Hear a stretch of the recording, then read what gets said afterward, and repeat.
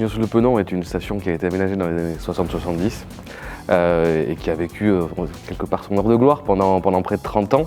Et depuis 2016, la commune s'est engagée dans la démarche aménagement durable des stations, donc qui a permis d'entamer une nouvelle réflexion. En 2020, nous, on est arrivé avec mon équipe municipale, on a tâché d'élargir un petit peu la focale, non plus sur l'unique forum, mais sur l'ensemble de la station et du cœur du Penon, en l'occurrence, pour pouvoir relancer ce projet, avoir un projet qui soit un peu plus ambitieux, qui prenne en compte aussi tous les enjeux qu'on doit relever aujourd'hui. Donc on s'y est attelé depuis 2020. On a travaillé un pré-projet, on a une concertation qui s'ouvre aujourd'hui. Et l'objectif, c'est de pouvoir, dans les prochaines années, on l'espère d'ici 2027, entamer des travaux.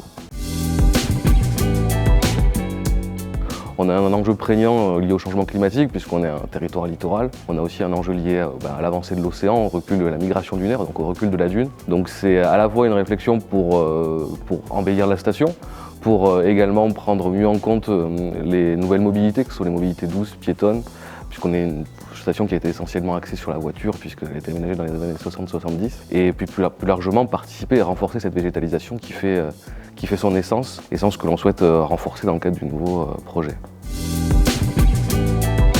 Ce que l'on souhaiterait, c'est que cette ville, ce quartier du Penon soit le plus vivant possible, le plus dynamique possible. Donc l'objectif, c'est que cette station puisse respirer, qu'elle puisse redevenir au goût du jour, qu'elle puisse se dynamiser, qu'elle puisse bien évidemment bénéficier aux estivants et aux touristes qui viennent l'été chez nous, mais également que les habitants de la commune, que ce soit les habitants de l'océan et les habitants du bourg, puissent la réinvestir et l'arpenter et la vivre au quotidien et tout au long de l'année. Les trois grandes dates et étapes du projet à venir, c'est d'abord cette année en 2025, pouvoir finaliser cette concertation et aboutir à un projet définitif. En 2026, déposer les autorisations administratives que j'espère nous pourrons obtenir, mais je n'ai pas trop de doutes sur la question. Et en 2027, pouvoir démarrer les travaux.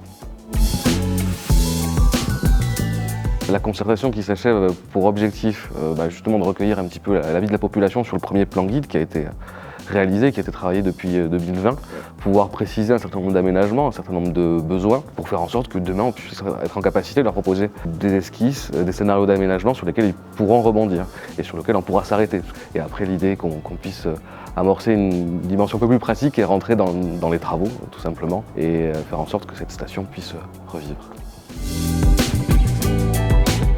Lui dire que de toute façon il sera associé tout au long, qu'on aura des choix à faire, que ces choix lui seront expliqués, que peut-être on ne répondra pas à tout ce qu'il souhaite, mais qu'en tout cas on tâchera globalement en tout cas d'aller dans le sens que ce que souhaite la population. Et ça sera un travail fin, on a plein d'enjeux à relever et on sera là pour le faire et il n'y a pas d'inquiétude à avoir.